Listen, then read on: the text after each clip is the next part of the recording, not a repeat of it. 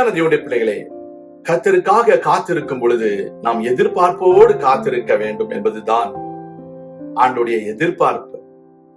நாம் எதிர்பார்ப்பு இல்லை என்றால் காத்திருக்க மாட்டோம். சுயமாக எதையாவது செய்ய தொடங்கி விடுவோம்.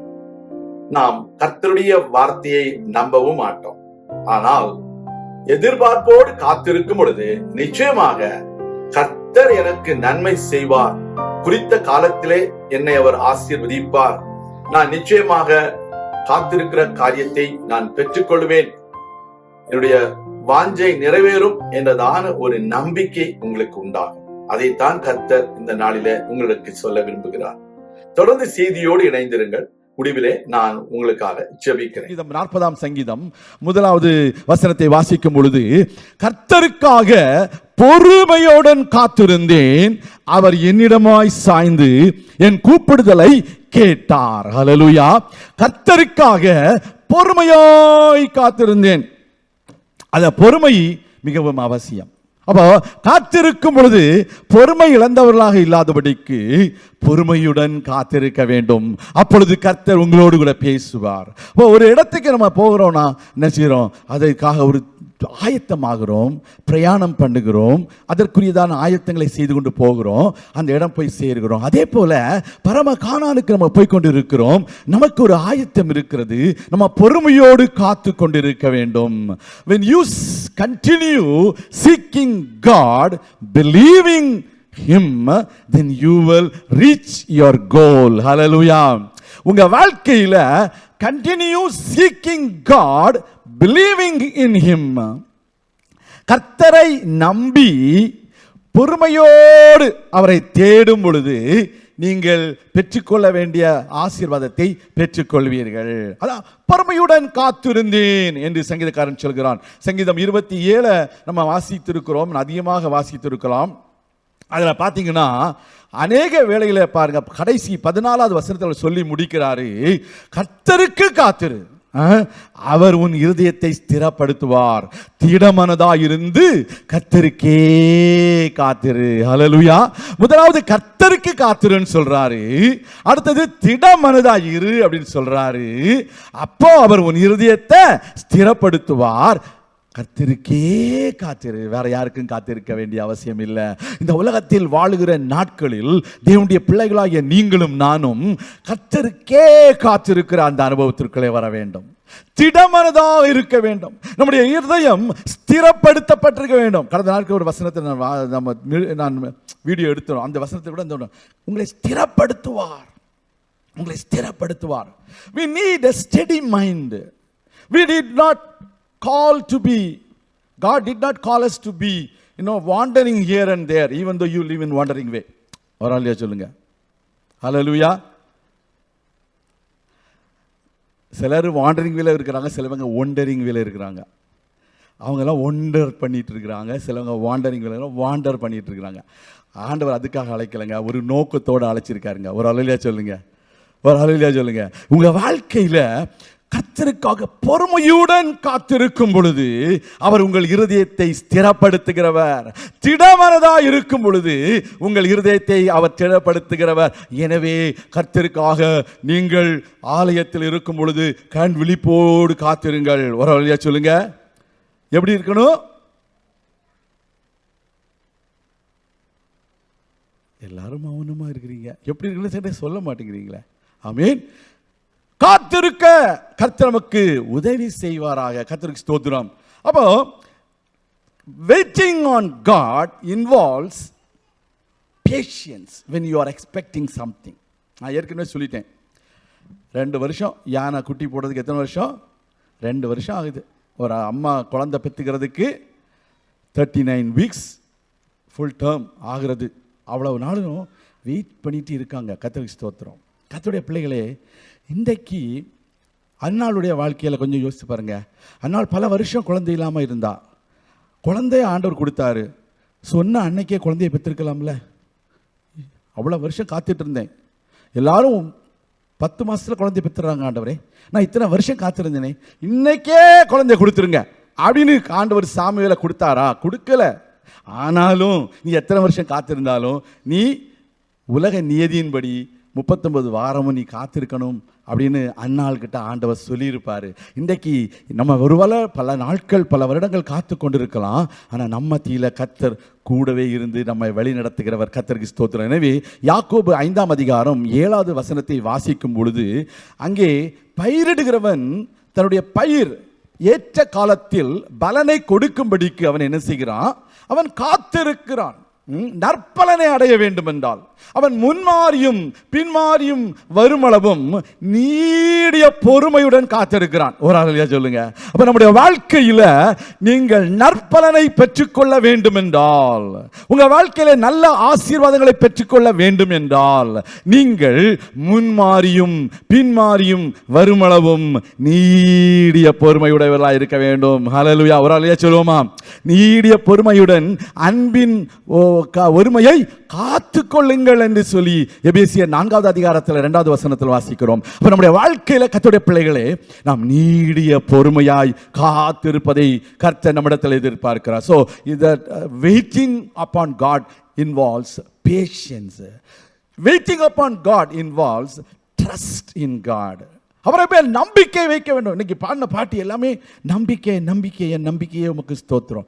பொறுமையோடு காத்திருந்தேன், சொன்னதை செய்யும் அளவும் என்னை கைவிட மாட்டீர், நான் காத்திருக்கிறேன் ஆண்டவரே அப்படின்னு யாக்கோபு சொன்னான். இப்போ உங்க வாழ்க்கையில வாக்கு தத்தங்களை கர்த்தர் சொல்லிட்டார். குறித்த காலத்திற்கு தரிசனம் வைக்கப்பட்டிருக்கிறது. அது பொய் சொல்லாது, அது முடிவில் விளங்கும். ஆமென். அது தாமதித்தாலும் நீ அவசரப்பட்டு எதுவும் செய்திராத. ஹல்லேலூயா. நீ காத்திரு, அது நிச்சயமாய் வரும். விசுவாசிங்கிறோம் இல்லையா? சொல்லுங்க. அது நிச்சயமாய் வரும். கர்த்தர் யாத்திரமா சொன்னா? அது ஆண்டவர் சொன்னார். When God says something, it is always A and Amen. அவர் சொல்லுகிறது எல்லாமே ஆம் என்றும் ஆமென் என்றும் இருக்கிறது. அதை நீங்கள் மறந்துவிடக் கூடாது. அதுதான் வாசிப்போம். ரோமருக்கு நிருபம் 8வது அதிகாரம் 25வது வசனம். நீங்கள் காணாதவைகளை விசுவாசித்தீர்களானால் அதை பெற்றுக்கொள்வதற்கு பொறுமையோடு காத்திருக்க வேண்டும். ஹல்லேலூயா. நீங்கள் காணாததை நம்புகிறவர்கள். நான் ஒரு ரெசுமியா போட்டிருக்கிறேன், எனக்கு கட்டாயம் எனக்கு வரும் அப்படின்னு விசுவாசிக்கிறீங்க. நான் ஒரு 485 அப்ளை பண்ணியிருக்கிறேன், எனக்கு கட்டாயம் எனக்கு வரும் அப்படின்னு விசுவாசிக்கிறீங்க. அதுக்காக என்ன செய்யறீங்க? பொறுமையோடு காத்திருக்கிறீங்க. கர்த்தருடைய பிள்ளைகளை, அதுதான் கர்த்தர் நம்பிக்கையோடு நாம் நம்பினால் அதை பொறுமையோடு காத்திருக்க வேண்டும். அது நற்பலனை பெற்றுக்கொள்வதற்கும் நம்ம காத்திருக்க வேண்டும். அப்பதான் எதிர்பார்க்கிற நன்மைகளை, அதுதான் எதிர்பார்ப்பை சொன்னேன். எதிர்ப்பு, what ever you expect, you are expecting good fruits from the land. உங்களுடைய கையின் பிரயாசத்தை கர்த்தர் ஆசீர்வதிப்பார் என்று நீங்கள் எதிர்பார்க்கிறீர்கள். நீங்கள் காணாத ஒரு ஆசீர்வாதத்தை நான் பெற்றுக்கொள்ள போகிறேன் என்று பொறுமையோடு நீங்கள் காத்திருக்க போகிறீர்கள். கர்த்தருக்கு ஸ்தோத்திரம். அதுதான் ஆண்டவர் நம்மிடத்தில் சொல்கிற காரியம். இதே வேளையில் பல சட்டதிட்டங்கள் உலகத்தில் வரலாம், ஆனால் எல்லாத்தையும் மாற்ற கர்த்தர் வல்லவர். விசுவாசிக்கிற வழியா சொல்லுங்க. ஆமென். பாருங்க, மொர்தெகாய் யூத ஜனங்களுக்கு எதிராக ஆகாஸ்வேரு ராஜாவினால பிறப்பிக்கப்பட்ட அந்த கட்டளையை மாற்றுவதற்கு 12 மாதம் அவர்கள் காத்திருந்து ஜெபித்தார்கள். தெரியுமா? ஆமென். நிறைய எடுத்து வச்சிருக்கிறேன். எஸ்தர் 3வது அதிகாரம் 12வது வசனம். முதலாம் மாதம் 13ஆம் தேதியில ஒரு சட்டம் பிறப்பிக்கப்படுகிறது. அதே அதிகாரத்தில் அடுத்த வசனம் சொல்லுது, ஆதார் மாதமான 12ஆம் மாதத்தில் 13ஆம் தேதியில எல்லாரும் சங்கரிக்கப்படணும். எத்தனை நாள்? Exactly 12 months multiplied by 30 is 360 days. They have been waiting and waiting and waiting, but they were praying. They were doing something whatever they were supposed to do. என்னென்ன செய்யணுமோ அதை செய்துட்டு தான் இருந்தாங்க. எஸ்தர்ட்ட போய் சொல்றாங்க, நீ ராஜாட்ட போய் சொல்லு, எங்களுக்காக வேண்டிக்கொள். அவ அழுது புலம்பி ஆண்டவருடைய சமூகத்தில் அவ கேட்கிறா. அப்ப அந்த ராஜா உடனடியாக செங்கோலை நீட்டுகிறான். அந்த ராஜாவுடைய அனுமதி இல்லாம யாருமே ராஜாவுடைய அரண்மனை முற்றத்துக்கு போக முடியாது. அந்த ராஜா இந்த ராணியாகிய அந்த எஸ்தருடைய விண்ணப்பத்தை கர்த்தர் கேட்டு ராஜாவோடு பேசுகிறாரு. ராஜா செங்கோலை நீட்டுகிறான். கேட்டு அப்படின்னா என்ன அர்த்தம்? Positive sign. இன்றைக்கு உங்களுக்காக செங்கோலை நீட்டுகிறவர் என் ஆண்டவராகிய இயேசு கிறிஸ்து. விசுவாசிக்கிறவர்களா சொல்லுங்க. காத்திருக்கிற வேளையில நீங்கள் ஜெபிக்க கற்றுக்கொள்ளுங்கள், உபவாசிக்க கற்றுக்கொள்ளுங்கள், இணைந்து ஜெபிக்க கற்றுக்கொள்ளுங்கள். அதை தான் மொர்தெகாயும் அவருடைய மக்களும் செய்தார்கள். ஒரு வருடத்துல காரியம் மாறுதலாய் முடிந்தது என்று 9வது அதிகாரத்தில் நம்ம வாசிக்க முடிகிறது. எஸ்தர் 9வது அதிகாரத்தில் வாசிக்கும் பொழுது வாசிக்கிறோம், 1வது வசனம் சொல்கிறது, 12ஆம் மாதமாகிய அந்த ஆதார் மாதத்தில் 13ஆம் தேதி எந்த நாளிலே யூதர்கள் அனைவரும் கொல்லப்பட வேண்டுமோ அந்த நாளிலே அவர்கள் எல்லாரையும் கர்த்தர் ஒரு ஆசீர்வாதமான ஒரு கொள்ளை பொருளாக அவர்களுக்கு திரும்ப கொடுத்தார். கர்த்தருடைய பரிசுத்த நாமத்துக்கு சொந்தம். எத்தனை நாள் காத்திருந்தாங்க? 360 நாள், ஒரு வருஷம்தான். நம்முடைய முற்பிதாக்கள் யோசேப்பு எத்தனை வருஷம்? 17 வருஷம் காத்திருந்தாங்க. மன்னிக்கவும், 13 வருஷம். எப்படின்னா அவன் 17 வயசுல, ஆதியாகமம் 37ஆம் அதிகாரம் 2வது வசனத்தில் வாசிக்கிறோம், அந்த 37:2 சொல்லுது, அவன் 17 வயது உடையவனாக இருந்தான் என்று பார்க்கிறோம். அதே யோசேப்பு ஆதியாகமம் 41-46 படிக்கும் பொழுது அவன் பார்வோனுக்கு முன்பதாக நிற்கும் பொழுது அவன் 30 வயது உள்ளவனாக இருந்தான் என்று பார்க்கிறோம். 17 30 எவ்வளவு?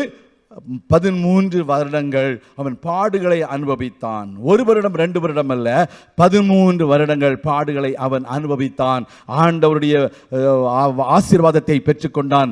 வாக்கு தத்தத்தை நிறைவேற அவன் பெற்றுக்கொண்டான். 17 வயதில் அவன் ஒரு சொப்பனம் காண்கிறான். அதுக்கு பின்பு வீட்டில் ஒரே பிரச்சனையாகிறது. அவனை அடிமையாக விற்கிறார்கள். போத்திபார் வீட்டுக்கு போகிறான். சிறைச்சாலைக்கு தள்ளப்படுகிறான். சிறைச்சாலையிலிருந்து அடுத்த சிறைச்சாலைக்கு போகிறான். அங்க ராஜாவுடைய சொப்பனம் சொல்லப்படுகிறது. அங்க ராஜாவுடைய சொப்பனத்திற்கு அவன் விளக்கத்தை கொடுக்க ஆண்டவர் அங்க எல்லாவற்றையும் செய்கிறார். அப்ப ராஜா சொல்றான், நான் இந்த தேவ ஆவியை பெற்ற இந்த மனுஷனை போல வேற யாரும் இல்லை அப்படின்னு 41ஆம் அதிகாரம் 38வது வசனத்தில் சொல்கிறான். கர்த்தருடைய பிள்ளைகளே, 13 வருடங்கள் காத்திருந்து ஆசீர்வாதத்தை பெற்றுக்கொண்டான். ஆபிரகாம் 25 வருடங்கள் காத்திருந்தான். 75 வயதுல ஆண்டவர் அவனை கூப்பிடுகிறார். ஆதியாகமம் 12ஆம் அதிகாரம் 44வது வசனம் சொல்லுது, Genesis 12:4 says he was 75 years old. அப்போ ஈசாக்கு பிறக்கும் பொழுது அவன் 86 வயது ஆகிவிடுகிறான். எத்தனை வருஷம்? 11 வருஷத்துல அவனுக்கு ஒரு குழந்தை பிறக்குது. அதுதான் ஈசாக்கு. ஆதியாகமம் 16:16 வாசிக்கிறோம். ஆதியாகமம் 17:1 வாசிக்கும் பொழுது, மன்னிக்கவும், இஸ்மவேல் பிறக்கிறான் 16:16 86 வயசுல. ஈசாக்கு பிறக்கும் பொழுது 99 வயது ஆகிவிடுகிறது. ஆதியாகமம் 17ஆம் அதிகாரம் 1வது வசனம், அவன் 175 வருடங்கள் வாழ்ந்து உயிர்த்து அவன் ஜீவனை விட்டான். ஆனா 100 வருடங்கள் குழந்தை இல்லாம இருந்திருக்கான். கொஞ்சம் யோசித்து பாருங்க. வயதுல 175 வருஷம் வாழ்ந்தது தான் 100 வருஷம் குழந்ை இல்லாம இருந்திருக்கிறான். கர்த்தருக்கு ஸ்தோத்திரம். கொஞ்சம் யோசித்து பாருங்க. காத்திருந்திருக்கிறான். இன்றைக்கி நம்முடைய வாழ்க்கையில காத்திருக்க கற்றுக்கொள்ள வேண்டும். நாம் நேரம் முடிகிறதுனால லூக்கா எழுதின சுவிசேஷம் 24ஆம் அதிகாரம் 49வது வசனத்தை வாசிக்கும் பொழுது, என் பிதா வாக்குத்தத்தம் பண்ணினதை நான் உங்களுக்கு அனுப்புகிறேன், நீங்களோ உன்னதத்திலிருந்து இந்த பலனால் தரிப்பிக்கப்படும் வரைக்கும் எருசலேம் நகரத்தில் இருங்கள் என்று சொல்கிறார். கர்த்தர் ஆசீர்வாதத்தை, அதாவது பரிசுத்த ஆவியை பெற்றுக்கொள்ளும்படிக்கு எருசலேம் நகரத்தில் காத்திருக்கும்படிக்கு இந்த சீஷர்களுக்கு கட்டளையிட்டார். அவர்கள் எல்லாரும் போய் காத்திருந்தார்கள். அதை தான் வாசிக்கிறோம். அப்போஸ்தலர் நடபடிகள் 1ஆம் அதிகாரத்தில் வாசிக்கும் பொழுது அவர்கள் எல்லாரும் மேலேறையில காத்திருக்கும் பொழுது அந்த இடத்துல கர்த்தர் பரிசுத்த ஆவியானவரை அவர்களுக்கு அனுப்புகிறதை பார்க்கிறோம். ஸ்தோத்திரம். 5வது வசனம், Acts 1:5 says, எருசலேமை விட்டு போகாமல் என்னிடத்தில் கேள்விப்பட்ட பிதாவின் வாக்குத்தத்தம் நிறைவேற காத்திருங்கள் என்று கட்டளையிட்டார். காத்திருங்கள் என்று கட்டளையிட்டார். காத்திருந்தார்கள், பரிசுத்த ஆவியை பெற்றார்கள். பரிசுத்த ஆவியை பெறுவீர்கள் என்று சொன்னார். பரிசுத்த ஆவியை பெற்றார்கள். இன்றைக்கு உங்களை குறித்து கர்த்தர் என்ன சொல்கிறாரோ அதை பெற்றுக்கொள்ள நீங்கள் காத்திருங்கள். நிச்சயமாக நீங்கள் பெற்றுக்கொள்ள கர்த்தர் உங்களுக்கு உதவி செய்வார். இதில் எந்த மாற்றமும் இல்லை. அதை விட்டு நம்ம அவசரப்படுகிற பொழுது நமக்கு எந்த விதத்திலும் எந்த நன்மையும் கிடைப்பதில்லை. சில வேளைகளில் நான் சில வேளை அப்படி காத்திருக்கிறத நான் பழக்கமாக வைத்திருக்கிறேன். உடனடியாக பதில் சொல்ல பழக மாட்டேன். சொல்லுவாங்க, அவர் ஒன்றுமே சொல்லலை, சொல்ல மாட்டார். நான் எங்கே சொல்கிறது? அவர் சொன்னால் தான் நான் சொல்ல முடியும். வரலையா சொல்லுங்க. யார் சொல்லணும்? அவர் சொல்லணும். அவர் சொன்னாதான் நம்ம சொல்லணும். இல்லை என்று சொன்னால் நம்ம சொல்றதுல ஒரு பிரயோஜனமுமே இல்லை. அவங்கக்கிட்ட பட்டுன்னு சொன்னாரு, அவங்களுக்கு ஏற்கனவே ஜெபித்திருப்போம், அவங்கள குறித்து ஆண்டவர் ஒரு திட்டத்தை வச்சிருப்பாரு, உடனே சொல்லிடுவோம். உங்களை குறித்து நம்ம ஜெபித்திருக்க மாட்டோம், நீங்கள் சொன்ன காரியத்தை குறித்து ஜெபித்திருக்க மாட்டோம். நீங்கள் சொல்லுங்கள், நாங்கள் ஜெபம் பண்ணுறோம், ஜெபித்து சொல்லுகிறோம் என்று சொல்லி உண்மையாகவே ஜெபித்து சொல்லும் பொழுது தான் அது எல்லாருக்கும் ஆசீர்வாதமாக இருக்குது. எத்தனை விசுவாசிக்கிறீங்க? ஆமென். நீங்கள் ஆசீர்வாதமாக இருக்கிறவங்களாம் ஒரு ஆளியாக சொல்லுங்கள். இந்த அட்லாண்டா தமிழ் சர்ச்சு வந்து நான் ஆசீர்வதிக்கப்பட்டேன்னு சொல்லவங்க கை வைத்து ஒரு ஆளியாக சொல்லுங்கள். ஆமீன். அட்லாண்டா தமிழ் சபைக்கு வந்து நான் போண்டி ஆயிட்டேன்னு சொன்னவங்கெல்லாம் இந்த இடத்துல இருக்க முடியாது. ஒரு ஆளையா சொல்லுங்க. உங்களை எல்லாம் தலைகளாக மாற்றுறதுக்கு தான் ஆண்டவர் இங்கே வச்சிருக்காரு. ஒரு ஆளையா சொல்லுங்க. கடந்த நாட்களில் ஒரு அம்மா வந்தாங்க, சாட்சி சொன்னாங்க. என் மகன் ஒரு வீடு வாங்கியிருக்கிறான் ஐயா, நான் வந்து பார்க்க வந்தேன் அப்படின்னு சொல்லிட்டு வீட்டில் வந்து அம்மாவும் மகனும் வந்தாங்க, ஜோமனை வந்தாங்க. அம்மா ஊர்லேருந்து வந்து 2 நாள் ஆச்சு. 2வது நாளில் வந்துட்டாங்க. அது ஜோமன்னாங்க. என்ன சொன்னோம், நாங்கள் ஒரு வீட்டில் இருந்தோம், வீட்டில் மேலே பார்த்தீங்கன்னா கூரை, தண்ணி ஒழுகும், ஒரு இடத்துல பாத்திரத்தை கொண்டு வைப்போம், அது நிறைஞ்சிரும், அப்போ அடுத்த இடத்துல கொண்டு வைப்போம், தண்ணி ஒழிஞ்சிட்டே இருக்கும். அப்படிப்பட்ட ஒரு வீட்டில் இருந்தோம். நல்ல ஸ்கூல் டீச்சர் தான், நல்ல இதுதான் இருந்தாங்க, எல்லாமே அவங்களுக்கு ஒரு குறைங்க. ஆனால் ஒரு வீடு வாங்க கூட நமக்கு வசதி இல்லாமல் இருந்தது ஐயா. இன்னைக்கு அமெரிக்காவில் வந்து என் மகன் வீடு வாங்கியிருக்கான். ஒரு அழுதியா சொல்லுங்கள். நம்ம சபையில் உள்ள சகோதரன் தாங்க. ஒரு அழுதியா சொல்லுங்கள். இன்றைக்கு உங்களை ஆண்டவர் நீங்கள் எதிர்பார்க்கிற முடிவை உங்களுக்கு கொடுத்து உங்களை ஆசீர்வதிக்க வல்லமை உள்ள தேவன். கரங்களை போய்த்து அழுதியா சொல்லுமா, கழுகு போல எழும்பிடும். தம்பி, நீங்கள் ஃப்ரைடே பாடின அந்த பாட்டு எல்லாம் எழும்புவோமா, கத்தோட நாம மயப்படுது. அஜய் ஸ்தோத்திரம், ஷாபா ராபா, எல்லாரும் ஆண்டவரே சொல்லுங்கள், நான் கழுகு போல எழும்ப போகிறேன். எத்தனை பேர் விசுவாசிக்கிறீங்க? கழுகை பற்றி நீங்கள் பேசலை, ஆனால் நீங்கள் கழுகு போல எழும்ப போகிறீங்க. கழுகை போல எழும்ப போகிறீங்க. நான் கழுகை போல எழும்ப போகிறேன். அல்லேலூயா. நான் கர்த்தருக்காக காத்திருக்கிறேன், நான் பொறுமையுடன் காத்திருக்கிறேன், நான் நினைத்ததை பெற்றுக்கொள்ள கர்த்தர் எனக்கு உதவி செய்வார். சமாதானம் நெஞ்சிலே புயலின் நடுவிலே சிலுவை சுமந்தார், மரணம் தோல்வி அடைந்ததே. இயேசு எனக்காய் மரித்ததாலே எழும்புவேன், கழுகு போல எழும்புவேன், சிறகை அடித்து எழும்புவேன், கழுகு போல எழும்புவேன், சிறகை அடித்து எழும்புவேன், எழும்புவேன், எழும்புவேன், எழும்புவேன், எழும்புவேன், கழுகு போல எழும்புவேன், சிறகை அடித்து எழும்புவேன், கழுகு போல எழும்புவேன், சிறகை அடித்து எழும்புவேன். இந்த உலகத்தில் கீ கொடுங்க. ஹல்லேலூயா. கர்த்தர் நம்முடைய வாழ்க்கையில் உங்களுடைய கனவு ஒருவேளை கலைந்து போயிருக்கலாம், கண்கள் அழுதிருக்கலாம், ஆனால் தேங்க்யூ ஸோ மச். கனவும் கலைந்ததே, கண்கள் அழுததே, கனவும் கலைந்ததே, கண்கள் அழுததே, கண்கள் அறியாய் கண்ணீர் சிந்தி அழுததே, கருவில் என்னை காத்த தயவை நினைத்ததே, கழுகு போல எழும்புவே, சிறகை அடித்து எழும்புவேன், கழுகு போல எழும்புவேன், சிறகை அடித்து எழும்புவேன், எழும்புவேன், எழும்புவேன், எழும்புவேன், எழும்புவேன், கழுகு போல எழும்புவேன், சிறகை அடித்து எழும்புவேன், கழுகு போல எழும்புவேன், சிறகை அடித்து எழும்புவேன். உங்க வாழ்க்கையில நீங்கள் தோற்று போனவர்கள் அல்ல, சிறகை அடித்து எழும்பும்படிக்கு அழைக்கப்பட்ட தேவனுடைய பிள்ளைகள். கல்வாரி சிலுவையிலே ஆண்டவராகிய இயேசு கிறிஸ்து சாத்தானுடைய தலையை நசுக்கி மரணத்தை ஜெயமாய் விழுங்கி நமக்காக 3ஆம் நாள் உயிர்த்தெழுந்தார். அந்த ஆண்டவர் இந்த நாளில உங்கள் வாழ்க்கையில செயல்பட விரும்புகிறார்.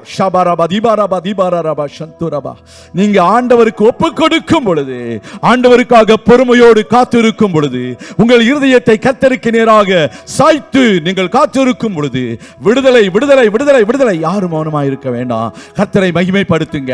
ஆண்டவரே, என்னுடைய வாழ்க்கையில அற்புதத்தை செய்யுங்க என்று சொல்லுங்க. என்னுடைய வாழ்க்கையில நன்மை நடக்கணும் ஆண்டவரே, என்னுடைய வாழ்க்கையில எதிர்பார்க்கிற நன்மைகள் நடக்கணும் ஆண்டவரே. நாங்கள் காத்திருந்தது போதும், வருடங்கள் காத்திருந்தது போதும், நாங்கள் அற்புதங்களை காத்திருந்தது போதும். ஆண்டவரே, நீர் எங்கள் வாழ்க்கையில இறங்கி நன்மைகளை செய்வீராக, எங்களுக்கு ஒரு அற்புதத்தை செய்வீராக, எங்கள் வாழ்க்கையில் ஒரு பிரேக் த்ரூவை கொண்டு வருவீராக, எங்களுடைய பைனான்சியல் ஒரு பிரேக் த்ரூ கொண்டு வருவீராக, எங்களுடைய சரீர ஆரோக்கியத்தில் ஒரு பிரேக் த்ரூவை கொண்டு வருவீராக, பிள்ளைகள் வாழ்க்கையில் ஒரு பிரேக் த்ரூவை கொண்டு வருவீராக. எல்லா பிசாசின் கட்டுகள் உடைக்கப்படுவதாக, அந்தகார சக்திகளுடைய காரியங்கள் நிர்மூலமாகட்டும் இயேசு கிறிஸ்துவின் நாமத்தில். கர்த்தர் தொடர்ந்து நம்முடைய பிள்ளைகளை ஆசீர்வதியும், பலப்படுத்தும், உற்சாகப்படுத்தும், பெரிய காரியங்களை செய்திருளும். தாழ்த்தி நம்முடைய கரங்களில் ஒப்புக் கொடுக்கிறோம். இயேசு கிறிஸ்துவின் நாமத்தில் ஜெபிக்கிறோம் எங்கள் நல்ல பிதாவே. ஆமீன், ஆமீன், ஆமீன்.